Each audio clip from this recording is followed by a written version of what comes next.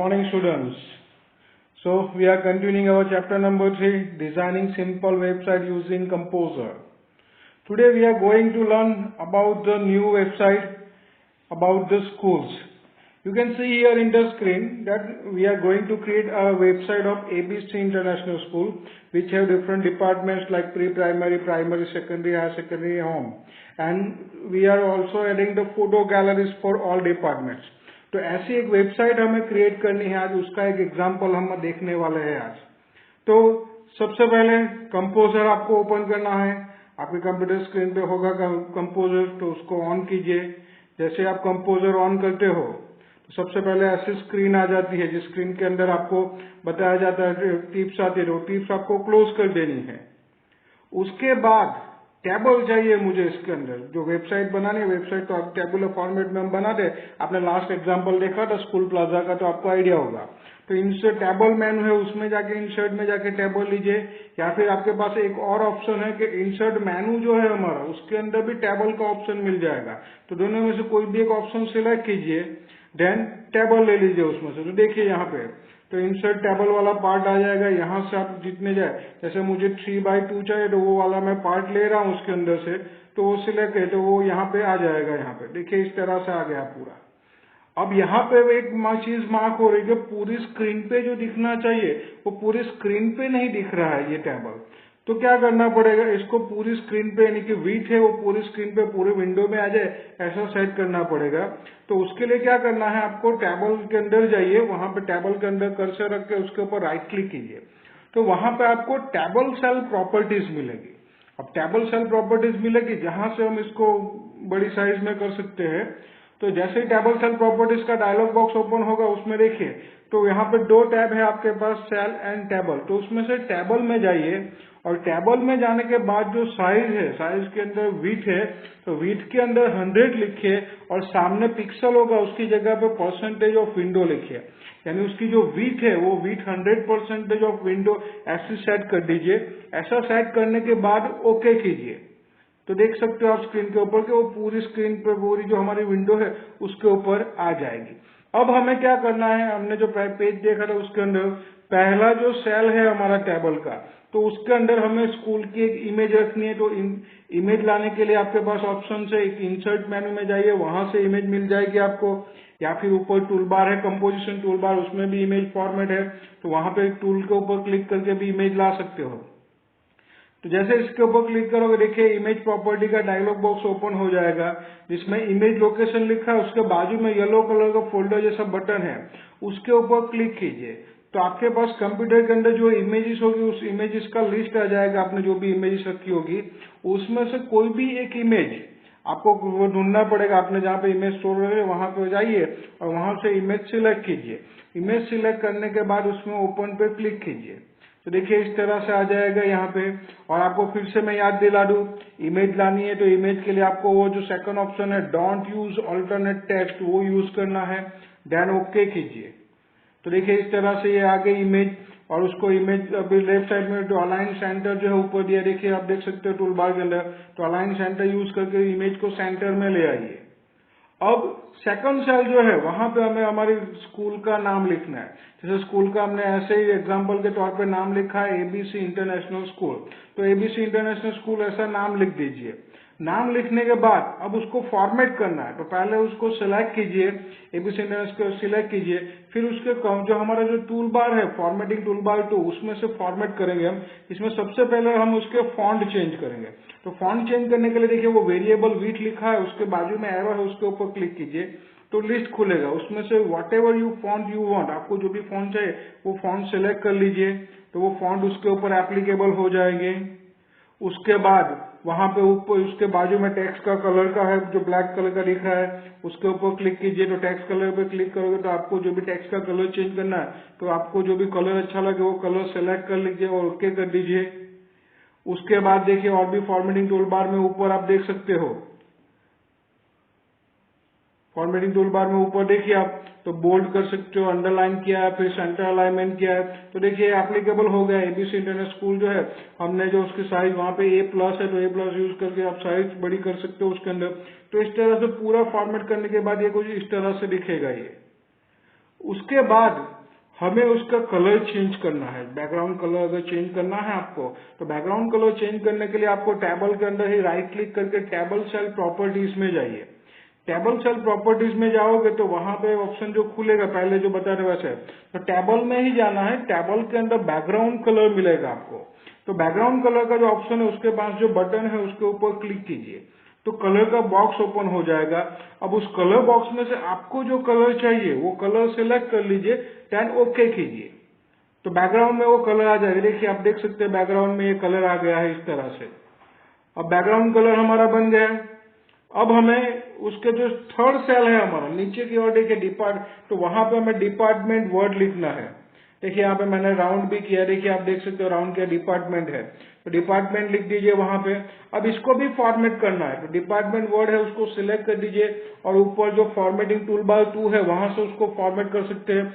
उसका colour change कर सकते हैं, उसकी साइज छोटी बड़ी कर सकते हैं, उसको बोल्ड कर सकते हैं, सेंटर अलाइनमेंट दे सकते हैं। तो ऐसा फॉर्मेटिंग कर दीजिए आप। फॉर्मेटिंग करने के बाद देखिए डिपार्टमेंट लिखा हुआ आ जाएगा।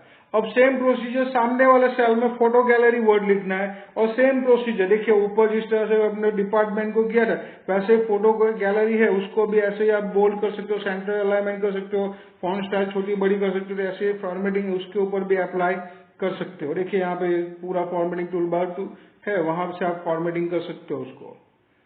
अब हाँ, ये सबसे बड़ी बात, हमें पेज के टाइटल तो सेट करना ही रहेगा। टाइटल करना और सेव करना है वो जरूरी है सबसे पहले।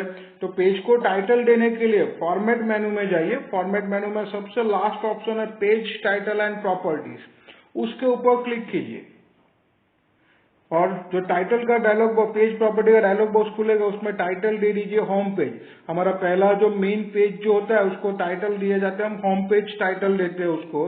टाइटल देने के बाद ओके कर दीजिए। अब इस फाइल को सेव करना है। पहले लास्ट एग्जांपल में भी बताया था मैंने, फिर से बता रहा हूं। हमारा जो मेन पेज जो था, मेन पेज जो होम पेज जो क्रिएट करते हैं, उस फाइल को हमें index.html के नाम से सेव करना पड़ेगा। अब HTML तो ये ऑटोमेटिक ले लेगा, यानी हमें फाइल नेम के अंदर सिर्फ इंडेक्स ही लिखना है। तो इंडेक्स लिखने के बाद आप उसको फाइल को सेव कर दीजिए, यानी हमारी फाइल है वो index.html के नाम से सेव हो जाएगी। अब क्या करना है कि जो हमारा नेक्स्ट सेल है, हमने पहला जो सेल था उसमें इमेज रखी, दूसरे सेल के अंदर स्कूल का नाम लिखा है एबीसी इंटरनेशनल स्कूल। उसके बाद पहली कॉलम का जो दूसरा सेल है उसमें डिपार्टमेंट लिखा, दूसरी कॉलम का सेकंड सेल है उसमें फोटो गैलरी लिखा। अब पहली कॉलम का जो थर्ड सेल जो है हमारा, उसके अंदर हमें सभी डिपार्टमेंट के नाम लिखने हैं, pre primary, primary, secondary, higher secondary, और होम में वापस आने के लिए होम पेज, जो मैंने लास्ट टाइम आपको समझाया था कि होम पेज पे वापस आना हो किसी भी लिंक में से, तो उसके लिए हमें होम वर्ड यूज करना पड़ेगा ताकि हमको होम पेज पे वापस आ सके। अब वो जो है वो भी टेबुलर फॉर्मेट में लेना है हमें, तो टेबुलर फॉर्मेट में लेने के लिए इंसर्ट में जाइए, इंसर्ट के अंदर जाके टेबल ले लीजिए। अब यहाँ से आप डिसाइड कीजिए, जैसे मुझे चाहिए कि भाई pre primary, primary, secondary, higher secondary, 4 department हो गए मेरे और एक होम, यानी कि मुझे 5 वर्टिकल लाइंस चाहिए। तो यहाँ से टेबल के अंदर 5x1 का एक पूरा टेबल सिलेक्ट करके ओके कर दीजिए। तो देखिए यहाँ पे इस तरह से आ जाएगा 5x1 का। अब पहला जो सेल होगा उसके अंदर, उस पहले सेल के अंदर हम लिखेंगे प्री प्राइमरी। हमारे डिफरेंट डिफरेंट डिपार्टमेंट है, तो सभी डिपार्टमेंट के नाम 1 by 1 हम उसके अंदर लिखते जाएंगे। तो पहला जो डिपार्टमेंट है, तो डिपार्टमेंट का नाम लिख दिया हमने प्री प्राइमरी। अब क्या करना है, उस प्री प्राइमरी डिपार्टमेंट जो है वर्ड लिखा है उसको सिलेक्ट कीजिए। सेम प्रोसीजर बाकी सब जिस तरह से हमने फॉर्मेट किया था, तो वैसे ही फॉर्मेटिंग टूल बार 2 यूज करके उसकी फॉन्ट चेंज कर सकते हो, फॉन्ट के कलर चेंज कर सकते हो, फॉन्ट की साइज छोटी बड़ी कर सकते हो, उसको बोल्ड कर सकते हो, सेंटर अलाइन आप दे सकते हो। तो इस तरह से पूरा फॉर्मेटिंग करके प्री प्राइमरी वर्ड को फॉर्मेट कर दीजिए आप। प्री प्राइमरी वर्ड फॉर्मेट कर दिया, अब उसके नीचे सेम प्रोसीजर करनी है। अब उसके नीचे प्राइमरी लिखिए, प्राइमरी लिखने के बाद सेम प्रोसीजर उसको सिलेक्ट करके फॉर्मेटिंग टूल बार 2 यूज करके उसको भी फॉर्मेट कर दीजिए इस तरह से। फिर सेकेंडरी लिखिए, हायर सेकेंडरी लिखिए और होम लिखिए। 1 by 1 सभी हम वर्ड्स लिखते जाएंगे, डिपार्टमेंट के नाम लिखते जाएंगे और उसको जिस फॉर्मेटिंग टूल बार यूज करके फॉर्मेट करते जाएंगे। नॉर्मली वेबसाइट्स के अंदर जो बहुत सारे कंटेंट ऐसे होते हैं जो सेम वेज कंटेंट होते हैं, तो उसकी फॉर्मेटिंग सेम जैसी होती है, ये ध्यान में रखना है आपको। तो ऐसे हम सेम रख के हम उसको डिजाइन करेंगे। अब हमें ये जो हमारा अब जो फोटो गैलरी वाला जो है उसके नीचे जो सेल है वहां पे फोटोज रखने हैं हमें। अब फोटोज भी हम टेबल फॉर्मेट में रखने वाले हैं, तो फिर से इंसर्ट में जाके टेबल में जाइए, या फिर मैंने दूसरा ऑप्शन बताया टेबल मेनू में जाके भी इंसर्ट टेबल कर सकते हो, या फिर यहाँ पे टूल बार में भी देखिए टेबल का है, तो उसके ऊपर क्लिक कीजिए। अब मुझे 3 इमेज रखनी है, एक ही लाइन के अंदर एक ही रो के अंदर 3 इमेज सिलेक्ट करनी है, तो मुझे वहां से टेबल के अंदर से 1/3 वाला सिलेक्ट करना पड़ेगा। 1/3 सिलेक्ट करके ओके कर दीजिए। तो देखिए इस तरह से आ जाएगा, पूरा 1/3 वाला पार्ट आ जाएगा। अगर मैंने बताया आगे भी बताया था कि अगर छोटी साइज का आ रहा है तो फॉर्मेट में जाके आप उसमें जो है उसकी टेबल सेल प्रॉपर्टीज में जाके उसको 100% विड्थ उसकी 100% सेट कर सकते हो उसके अंदर, तो वो पूरी फॉर्मेट में आ जाएगा। अब हमें पहले सेल के अंदर इमेज लानी है, 1 बाय 1 सभी सेल के अंदर इमेज लाएंगे हम। तो पहले सेल के अंदर कर्सर ले जाइए, इमेज लाने के लिए इंसर्ट मेन्यू में जाइए, इंसर्ट के अंदर इमेज वाले ऑप्शन है, इमेज के ऊपर क्लिक कीजिए। अब यहाँ पे देखिए, यहाँ पे बहुत सारी इमेजेस मैंने डाउनलोड करके रखी है स्कूल इमेजेस के लिए, तो उसमें आप भी कंप्यूटर है आपके पास, नेट है, तो आप इमेज डाउनलोड करके अपने कंप्यूटर के अंदर स्टोर करके रख सकते हो, ताकि आपको जो भी इमेज चाहे वो इमेज आप डायरेक्टली यूज कर सको उसके अंदर, या फिर कोई भी इमेजेस आपको जो भी पसंद हो वो इमेज रख सकते हो। तो यहाँ पे मैंने कुछ इमेज स्कूल रिलेटेड डाउनलोड करके रखी है, तो उसमें से एक इमेज में सिलेक्ट कर रहा हूँ, तो इमेज 1 मैंने सिलेक्ट की, देन ओपन किया। अब देखिए यहाँ पे सबसे बड़ी बात, अब नॉर्मली क्या होता है कि नेट की इंटरनेट के ऊपर से डाउनलोड की जो इमेज होती है वो कभी कभी ये होता है कि उसकी एक्चुअल साइज बहुत बड़ी होती है।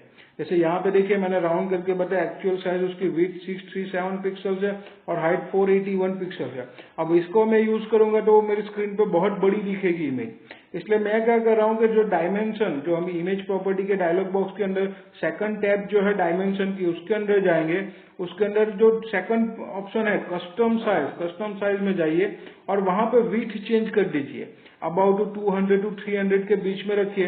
कांस्टेंट के ऊपर क्लिक किया, यानी कि विड्थ जैसे चेंज करोगे हाइट भी उसकी ऑटोमेटिक उसके हिसाब से चेंज हो जाएगी। तो वो पूरा सेट कर दीजिए, पूरा सेट करने के बाद ओके कीजिए। अब तो देखिए इस तरह से वो इमेज आ जाएगी, इस साइज जो साइज हमने डिसाइड की उस साइज की इमेज आ गई है।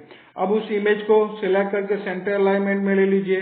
अब दूसरे जो insert image in second cell के अंदर हमें कर्सर ले जाए, उसके अंदर इमेज सेंड कर, तो सेम प्रोसीजर इंसर्ट में जाए, इंसर्ट में अंदर जाके इमेज में जाइए, बटन पे क्लिक कीजिए, आपको जो इमेज स्कूल की दूसरी जो रखनी है फोटो के लिए वो इमेज सिलेक्ट की, जैसे मैंने इमेज 2 सिलेक्ट की है, देन ओके कीजिए।